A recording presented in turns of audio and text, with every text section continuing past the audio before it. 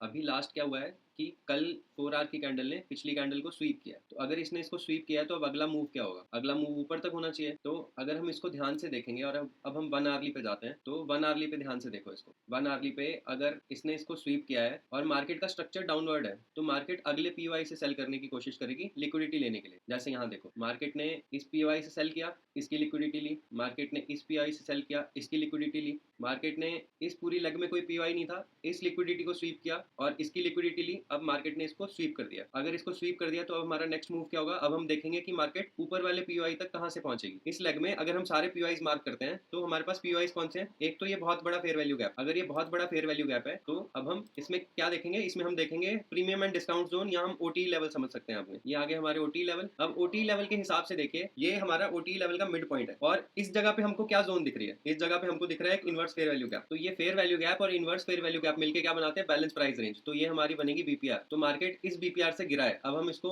1 minute पे price ने BPR को हिट किया है, हमारे 2022 मॉडल बनाया एमएसएस फेयर वैल्यू गैप। ये एमएसएस हुआ, मार्केट नीचे आया, ऊपर गया, ये बन गया mitigation block, mitigation block, mitigation block, mitigation block. तो टारगेट बुक करने का एक सिंपल सा फंडा है कि हम इस जोन में प्रीमियम और डिस्काउंट ढूंढते हैं। ये वाली जो हमारी लेग है, अगर हमको टारगेट बुक करने हैं और हमको कहाँ पे कॉशियस हो जाना है, तो हम इसकी मार्किंग कर लेंगे। हम इसकी मार्किंग करेंगे कि हमको किस जोन के बाद में हमारे को बुकिंग करनी शुरू करनी है। तो ये हो गया इसका 50%। जब मार्केट 50% के नीचे आएगी तो हम छोटे टाइम फ्रेम में जाके एक बार देख लेंगे कि हमको कहाँ पे बुक करना है, या कहाँ से रिजेक्शन दिख जाए तो हम बाहर निकल जाए मार्केट में। तो अगर हम 1 मिनट या 5 मिनट पे गए थे तो हम यहाँ पे अपने पार्शियल बुक कर सकते हैं 50% पे। 1 मिनट पे भी इस टारगेट को पकड़ते हैं तो ये 1:6 या 1:7 है। अब कोशिश क्या रहती है, आदमी जब बाद में कैलकुलेट करता तो ये सोचता कि मैं 1:20 पकड़ सकता था, 1:30 पकड़ सकता था, लेकिन ये भी तो था, हम स्टॉप लॉस भी तो हिट कर सकते थे। दूसरे केस में भी तो ये भी तो हो सकता था कि मार्केट हम यहाँ तक वेट करते और एक बड़ा स्पाइक बन जाता और कैंडल ऊपर निकल जाती और हमारा एसएल ले जाता। तो हमको पार्शियल्स बुक करने सीखने। पार्शियल कहाँ बुक करने? इधर तो कोई पॉइंट ऑफ इंटरेस्ट होना चाहिए नीचे। अगर कोई पॉइंट ऑफ इंटरेस्ट नहीं है, 50% पे हम अपने पार्शियल्स बुक कर लेते हैं।